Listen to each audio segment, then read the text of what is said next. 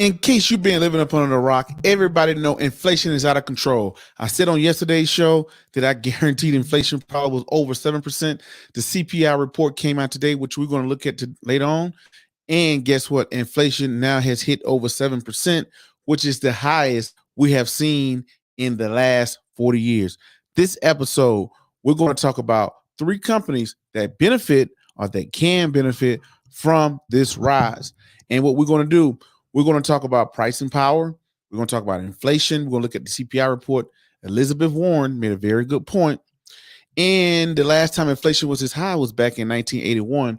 What was Warren Buffett doing? What did he say about inflation? And we're going to talk about rate hikes and all the other great stuff. And we're going to get into the 3 companies that benefit from inflation rising this high. But ladies and gentlemen, boys and girls, if you haven't done so already, go ahead. You know what time it is. Make sure. Hit the subscribe button. Hit the bell icon. Hit that like, comment, and share button. Once again, ladies and gentlemen, boys and girls, and children of all ages, you are now tuned into the Investor Show. As always, this is your gracious host, the Prince of Investing, Prince Dykes, coming to you guys and girls live all the way from the beautiful city and state of Denver, Colorado. Don't forget to hit that like, subscribe, comment, and share button. And as always, this is your gracious host, the one and only Prince Dykes. And I know you guys and girls don't have a lot of time, and I don't have a lot of time. So let's go ahead and jump straight into it. So the first thing we're going to do, ladies and gentlemen, we're going to talk about, we're going to be Captain Obvious here for a second. And as soon as I can find it, and I'm trying to be Captain Obvious, and I ain't even got my stuff together. So the first thing is pulling up behind me in the screen here. This was released today. You can get this off the Bureau of Labor Statistics. This came out from the Bureau of Labor Statistics today, ladies and gentlemen, pretty much telling us what we already know about inflation.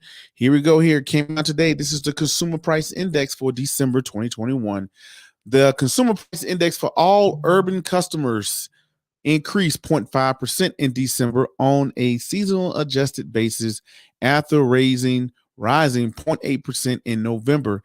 The U.S. Bureau of Labor Statistics reported today over the last 12 months that all item indexes increased 7% before seasonal adjustments. So right there, 7%, that's what we're looking at.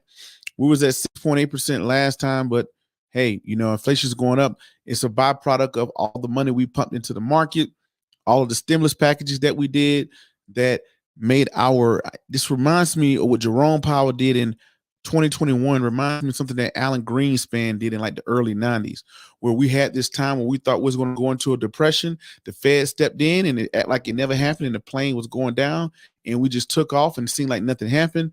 And then all it did was prolong and made 2008 more intense. So did Federal Reserve Jerome Powell repeat that, and the next crash is going to be more drastic when it does happen. That's why it's very important to know what the heck is in your portfolio and what are you buying out there. So anyway, that's the first thing. We know inflation is at 7%, I'm sorry. So that's the first thing. I forgot to bring up my inflation tab. I like to talk about it.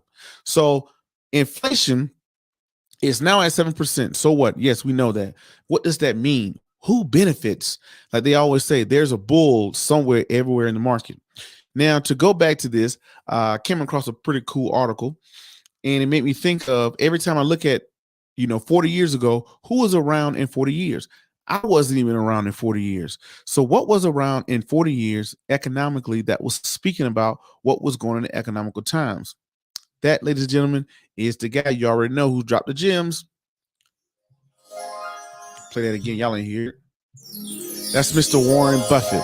What was Warren Buffett saying back in 1981 about inflation?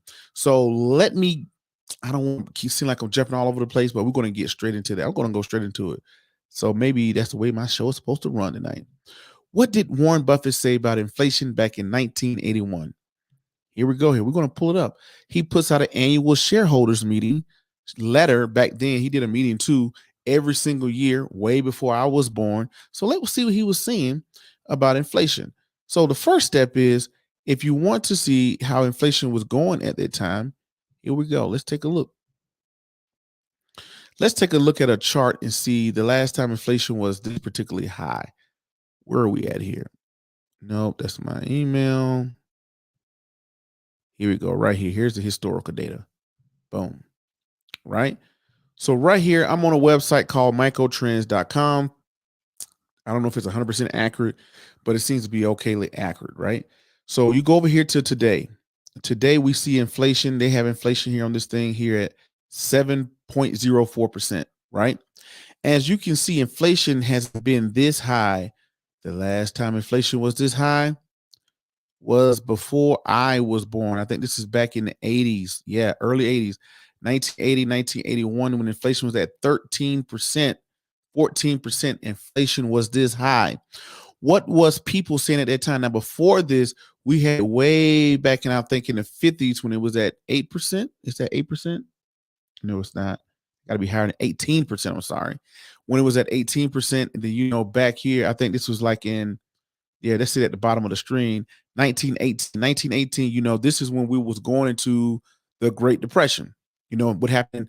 1920, we was in a war, all of the stuff like that was going on in the country. Then you see right here, inflation did a big spike back in what year was this right here? 1945. What was going on in 1945? That was World War II. 1945, 46. So we seen World War I was a big spike in inflation. World War II was a big spike in inflation. And then we hadn't seen inflation really turn back on until the 80s, early 80, 81. So the last time we seen this was 80, 81 before I was born. So let's take a look at the CPI report today, and let's see what Warren Buffett was saying at that time back in 80, 81. I'll give you 1 second here. I'm going to pull up his shareholders meeting that I pulled up from 1981 to see what he was saying. But before that, pull that up. Let me see here. So right here, this is Berkshire Hathaway letter that was written on February 26, 1982. We're about to get Warren Buffett's letter here in a couple weeks. He hand writes these himself, and his secretaries type it up and put it out. So here we go. They make it look pretty and all of the good jazz. So here we go here. Let's stroll it on down. I think it was right here where he's kind of speak about the inflation. Where are we at here? Okay. So he said, in fairness, we should acknowledge the same acquisition resources, some acquisition. I'm sorry. In fairness, let me blow this up a little bit, y'all. I'm half blind. I can't see that far back. There we go. There we go. In fairness, we should acknowledge that some acquisition records have been dazzling. Two major categories that stand out. The first involves companies that involves companies that through design or accident have purchased only businesses that are particularly well adapted to an inflationary environment. Such favorite businesses must have two characteristics. So he said, companies that can well adapt to inflationary environments. This is when inflation is extremely high. Number one, an ability to increase prices rather easily, even when the product demand is flat and the capacity is not fully utilized, without the fear of a significant loss or either market share or unit volume.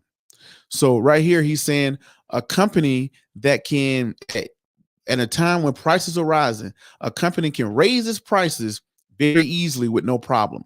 How many company stocks that can raise their prices right now by 1 penny, 5 cent, 10 cent, and have no problem? So we're going to talk about particular companies that can do that. Number two, an ability to accommodate large dollar volume increases in businesses, often produce more by inflation, but inflation than by real growth, which only minor additional adjustments are capital. So right here, what he's saying is that companies, for prime example, if a big increase came in, millions of people wanted to all of a sudden buy the Investor Show mug, can I support that happening with little to no investments? How many companies can do that? So that's what's the thing he was speaking about. He said some of the companies we acquired, they adjust very well to inflate in an inflationary environment. Now we're going back to that inflationary environment. What are 3 stocks or companies or 4 companies that will benefit? Number one, that can raise their prices rarely easy, that people can raise their price rarely easy. And number two, they can adapt to a large amount of people buying their product with little to no investment, additional investment. So we're going to take a look at Berkshire's portfolio and see some of the companies that match. And I pulled those out, right? One should be obvious that everybody should know if you are a Buffett fan that's out there. So that's what Warren Buffett said about inflation back in 1981 in the last spike when it was about 13%. Now, Elizabeth Warren, she said something that was very profound. She said companies are raising prices not because they have to, they're raising prices because they can. That's what people do in an inflationary environment. They're saying, hey, you know what? I can raise my price because I can. Now, some companies have to do it because, let's take me, right? I'm an author. I write books. If the material to make my books prices rise and my books cost more to purchase for me, now my books cost me $20 to buy. Now I have to sell them for $25. Before I could sell them for $15 because the product only costs $10. So some companies have to raise prices because the prices of materials have risen. Elizabeth Warren, the senator, she's saying companies are she's a Democrat. She's nothing wrong with Democrats, but she's a Democratic person who's against capitalism, which a lot of, not against, but they're not very pro-capitalist big businesses. She's always an anti-big business person. That's what I should have paraphrased that with. So she says, hey, they're raising these prices because they can, not because they have to. Look at them. So number one, that was something that Warren Buffett said. This is called pricing power. How much pricing power do you have? What companies can raise their price overnight and nobody would notice or nobody would care? And what they were talking about with a large dollar amount being purchased, that means that the demand, when inflation is going up, or real growth in the economy is going up. If somebody just all of a sudden wanting to buy a bunch of this product, can they support that? So now let's a drum roll here. Let's go to the companies. Number one, the stock symbol is KO. KO is Coca-Cola.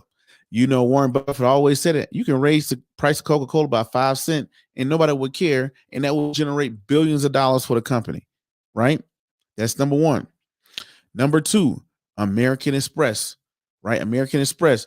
As customers are buying more, the demand for goods and services are increasing. They can raise their price without people even knowing or caring. This is inside of Berkshire's portfolio. Number three, today, Berkshire Hathaway is the largest shareholder of Apple. Apple right now, the new iPhone could come out. Nobody's happy about paying $13 for their new iPhone 13 Pro Max. But guess what? People don't want to leave the Apple universe. People don't want to leave the Apple products. People will pay more for Apple products. Apple can raise the price and overcharge and still be good because of the product that it has, right? Another one that is not made is when you see inflationary prices going up, we know the Fed is going to start raising interest rates. Who benefit from raising interest rates? That is your financial institutions, your Bank of Americas, your JP Morgans, and your Citigroups. So there you have it, ladies and gentlemen. Coca-Cola, American Express, Apple can adjust to inflation very easy because they can increase people coming in and spending more money. They can also raise their price without people really paying much attention to it. And also, the side effect of inflation is rising interest rates by the Fed, and banks will benefit from rising interest rates because they can charge more money for when they, Let me see what y'all say in the comments before I roll up out of here. That's my guy, Al, always holding me down. What's going on, Al? And Bunny Man Mo says, good show tonight. Appreciate it, man. Thank you for tuning in late night. So glad y'all came in. Bunny Man Mo, thank you for tuning in. All right, ladies and gentlemen, if you haven't done so already, go ahead and make sure this is the time for you to go and buy those my book series for kids. Wesley Learns to Invest, Credit, and Insurance. Teach your kids about investing, credit, and insurance at a child's age. Available hardcover, paperback, and audio, and ebook, and as an NFT for your purchase. So make sure you go get those hardcover, paperback, available everywhere. Thank y'all for supporting me. Make sure you get the Investor Show on. Follow us on Instagram, Spotify, wherever you get podcasts from as well. But into the next video, podcast, cartoon, or whatever else crazy y'all see me do around the globe. My name is Prince Dykes. I'm the Prince of Investing. Peace. Be safe. I'm out. Thank you.